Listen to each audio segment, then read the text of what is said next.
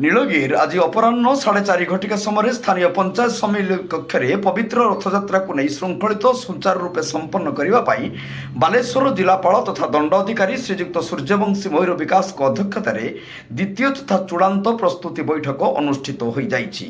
एही बैठकर मुख्य अतिथि भाव मान्यवर विधायक श्रीजुक्त संतोष खटुआ जोग देथिबा बेले अन्यान्य वरेण्य अतिथि मानक मध्य बालेश्वर आरक्षी अध्यक्ष श्रीजुक्त प्रतीश दिवाकर, सांसद प्रतिनिधि श्रीजुक्त बसंत राउल, उपजिलापाल श्रीमती शुभश्री रथ, अतिरिक्त आरक्षी अधीक्षक श्रीजुक्त दिव्यज्योति दास, एनएससी निर्वाही अधिकारी श्रीजुक्त अंशुमान परिड़ा, ब्लॉक अध्यक्ष श्रीमती शुभलक्ष्मी माझी, एनएससी कार्यनिर्वाही अध्यक्ष श्रीजुक्त महेंद्रनाथ बेहरा प्रमुख मंचासीन होइथिले। एही बैठक में उपस्थित समस्त अतिथि सदस्य माननकु उभय जिला उपखंड प्रशासन पक्षरु लोक संपर्क अधिकारी गोवर्धन विश्वाल आनुष्ठानिक भाव स्वागत जणाइथिले।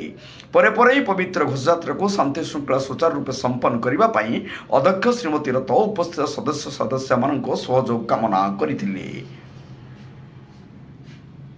महाप्रभु को महान पवित्र घोषयात्रा द्वितीय तथा चूड़ांत बैठक में नीलगिरी सहर बुद्धिजीवी मान्यगण्य व्यक्तिविशेष समाजसेवी विभिन्न अनुष्ठान कर्मकर्ता आईनजीवी उभय जिला उपखंड स्तरीय विभिन्न विभाग अधिकारी समस्त गणमाध्यम प्रतिनिधि जोग दे आलोचन अंशग्रहण करते। शेष बैठकर सफलता निमंते जिला उपखंड प्रशासन पक्षर सूचना लोक संपर्क अधिकारी श्री विश्वाल समस्त कृतज्ञता सह धन्यवाद अर्पण करथिले।